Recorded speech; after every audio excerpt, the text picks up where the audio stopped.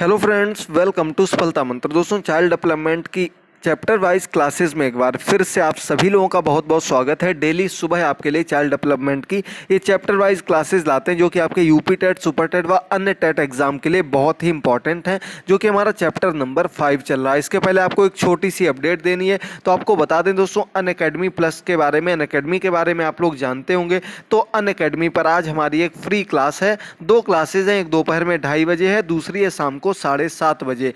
दोपहर की 2:30 बजे की क्लास में हम लोग जुलाई के करंट अफेयर के इंपॉर्टेंट क्वेश्चंस को कवर करेंगे। पूरे 1 घंटे की क्लास है, सभी के लिए बिल्कुल फ्री है। तो आप लोग इस क्लास को जरूर अधिक से अधिक देखिएगा। लिंक नीचे दिया गया, वहां से जाकर के इस कोर्स को इनरोल कर लीजिएगा। अगली क्लास हमारी शाम को 7:30 बजे होगी, जो कि आपके यूपी टेट के संस्कृत के लिए होगी। ये भी क्लास बिल्कुल फ्री है, आप लोग इस क्लास को भी जरूर देखिएगा। लिंक नीचे दिए गए इन क्लासेस के, सभी क्लासेस को देखते रहिए और अनअकैडमी प्लस पर भी आप लोग हमसे जुड़ सकते हैं।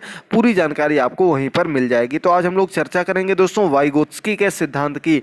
पियाजे का सिद्धांत, कोहलबर्ग का सिद्धांत आपका पूरा हो गया था, सब टॉपिक आपको बता दिए थे। कोहलबर्ग में एक पॉइंट रह गया, वो अभी हम लोग कवर कर लेंगे। आज हमारी बात होगी वाइगोत्स्की के सिद्धांत की। यहाँ से भी आपके क्वेश्चंस बनते हैं। तो चलिए सीधे सीधे शुरू करते हैं। अगर आपने अभी तक चैनल को सब्सक्राइब नहीं किया तो जल्दी से सबसे पहले आप लोग चैनल को सब्सक्राइब करिएगा। इसके बाद दोस्तों आप पुरानी क्लासेस को भी जरूर देखते रहिएगा, सभी के लिंक नीचे दिए गए हैं। तो कोहलबर्ग के नैतिक विकास की कुछ अन्य अवस्थाएं हमने आपको बताई थी, इनके नाम भी बता दिए थे, लेकिन इनके बारे में कुछ डिस्क्राइब नहीं किया था। तो चलिए बात करते हैं हम लोग सीधे सीधे स्वकेंद्रित अवस्था से। स्वकेंद्रित अवस्था क्या होती है? तो स्वकेंद्रित अवस्था स्वयं से जो संबंधित हो, स्वयं को केंद्र माने, वो स्वकेंद्रित होती है। टाइम हमने आपको इसका कार्यकाल बताया था, 3 वर्ष से 6 वर्ष होता है इसका कार्यकाल स्वकेंद्रित अवस्था का।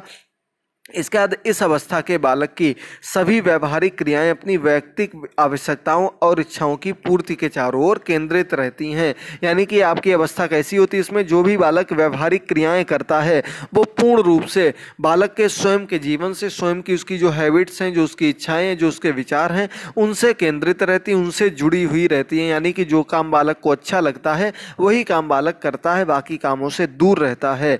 आगे बढ़ते हैं, अगला पॉइंट देखिए, लिखा गया परंपराओं को धारण करने वाली अवस्था।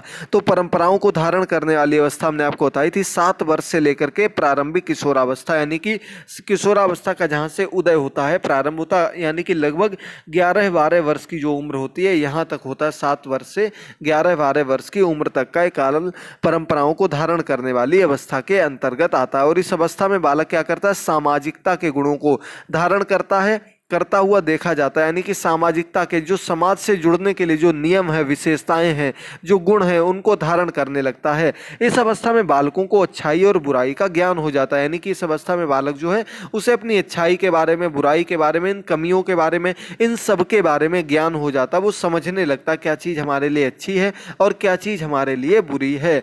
अगला पॉइंट हमारा आधारहीन आत्मचेतना अवस्था। अच्छे से प्रत्येक पॉइंट को समझते रहिए। आगे हमारा आज का अंतिम टॉपिक वाइगोत्स्की भी आज ही कवर करेंगे। कोई भी डाउट हो तो कमेंट बॉक्स में पूछते रहिएगा। सभी क्लासेस पूरी व्याख्या के साथ आपके लिए डेली लेकर आते हैं। यह कौन सी अवस्था होती है? किशोरावस्था।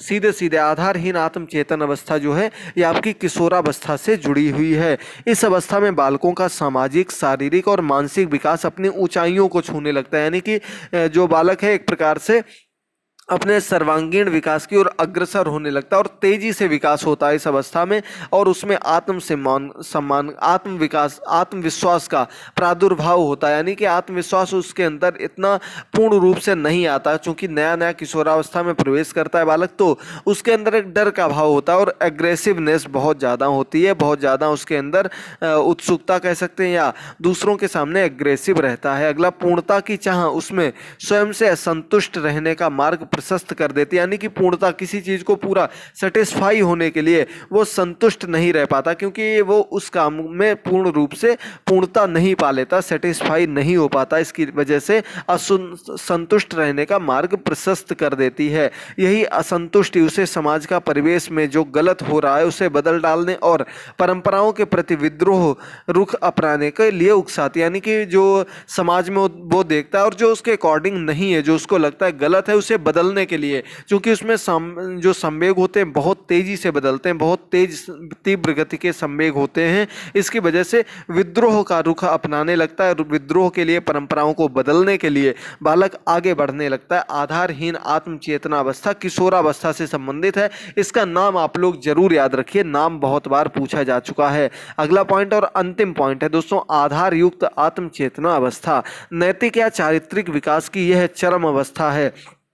भली भांति परिपक्वता ग्रहण करने के बाद ही इस प्रकार का विकास संभव है। यानी कि आधार युक्त आत्म चेतना अवस्था जो है ये नैतिक और चारित्रिक विकास की चरम अवस्था मानी जाती है। यानी कि इसमें चरित्र और नैतिकता पूर्ण रूप से बालक के अंदर आने लगती है। भली भांति परिपक्वता ग्रहण करने के बाद यानी कि मैच्योरिटी आ जाती, कह सकते हैं प्रौढ़ावस्था में बालक प्रवेश कर लेता है।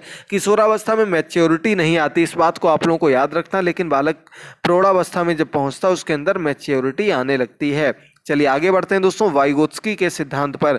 तो यहाँ तक आपको क्लियर होगा वाइगोत्स्की का सिद्धांत क्या था। लेव वाइगोत्स्की ये आपके रसियन रूस के मनोवैज्ञानिक थे और इन्होंने एक सिद्धांत दिया था सामाजिक विकास का सिद्धांत, बहुत ही इंपॉर्टेंट है। सामाजिक सांस्कृतिक सिद्धांत भी इसको हम जानते हैं, दूसरा नाम जो है सामाजिक सांस्कृतिक सिद्धांत, सामाजिक विकास का सिद्धांत।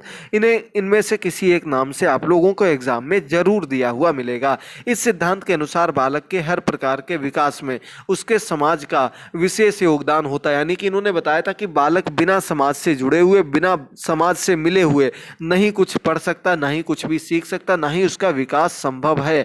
इनका कहना था कि विकास के लिए, बालक के सर्वांगीण विकास के लिए उसके समाज का होना बहुत ही आवश्यक है और इसका एक विशेष योगदान भी रहता है। जन्म के समय शिशु का व्यवहार सामाजिकता से दूर होता है। यानी कि जब बालक जन्म लेता है, जन्म के समय शिशु का जो व्यवहार होता है वो सामाजिकता से दूर होता है। जन्म के समय बालक सिर्फ अपने घर वालों को जानता, अपने माता पिता को जानता है, सामाजिकता से दूर रहता, बिल्कुल सही बात है। लेकिन बाल्यावस्था में सामाजिकता का दायरा होता है सीमित होने लगता है। यानी कि वो धीरे धीरे सामाजिकता के बारे में जानने लगता है, जो उसके आसपास के छोटे साथ के मित्र होते हैं, जो परिवार के अन्य रिलेटिव्स होते हैं, इन सब के बारे में जानने लगता है। यानी कि सामाजिकता में तो पहुंचने लगता है, लेकिन उसका दायरा जो रहता है बहुत ही सीमित रहता है, पूर्ण रूप से वो इसमें नहीं पहुंच पाता है। तो ये आपका सामाजिकता जो होती है बाल्यावस्था में कैसी होती है, सीमित होती है। किशोर जो शैशवावस्था होती है, जन्म के समय शैशवावस्था में सामाजिकता नहीं होती है, बाल्यावस्था में सीमित होती है।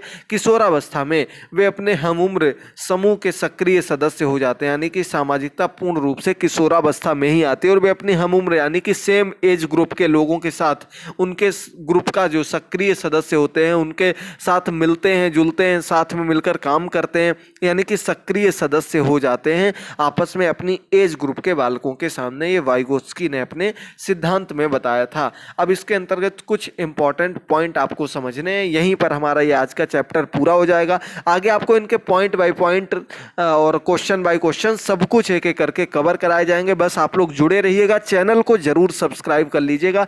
टेलीग्राम का भी लिंक नीचे दिया गया, वहां पर भी आप हमसे जुड़ सकते हैं ताकि सभी क्लासेस की पीडीएफ नोट्स लिंक आपको समय पर मिलते रहें।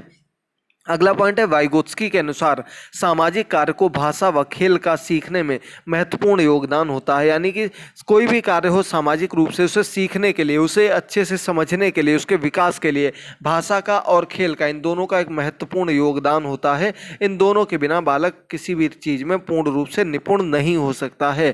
इस सिद्धांत को सामाजिक सांस्कृतिक सिद्धांत भी कहा जाता है। देखिए अभी हमने आपको बताया था वाइगोत्स्की का जो सिद्धांत है इसे सामाजिक सांस्कृतिक सिद्धांत के नाम से भी जाना जाता है। बहुत ही इंपॉर्टेंट पॉइंट है, याद रखिएगा। अगला सबसे भी इंपॉर्टेंट है समीपस्थ विकास क्षेत्र यानी कि ZPD, zone of proximal development. Zone of proximal development इसका क्या अर्थ है, ऐसे कठिन कार्य जिन्हें बालक अकेले नहीं कर सकता परंतु वयस्कों या सहयोगियों की सहायता से कर सकता है। यानी कि ZPD क्या होता है, ऐसे क्षेत्र, ऐसा कार्य जिसे बालक अकेले करने में तो उसे डर लगता है, वो किसी ना किसी रूप में फंस जाता है, अटक जाता है। लेकिन बालक अकेले ना रहकर कोई उसके समवयस्क हो, उससे बड़ा हो, उसके साथ का हो, जब वो उस कार्य में कोई मदद कर देता है, कोई हल्की सी हेल्प कर देता है तो बालक इन कार्यों को भी पूर्ण रूप से कर लेता है। ये आपका ZPD कहलाता है, जो ये क्षेत्र होता है जहां बालक किसी के सहयोग से कार्य को करने लगता है वो आपका जोन ऑफ प्रॉक्सिमल डेवलपमेंट कहलाता है, समीपस्थ विकास क्षेत्र कहलाता है।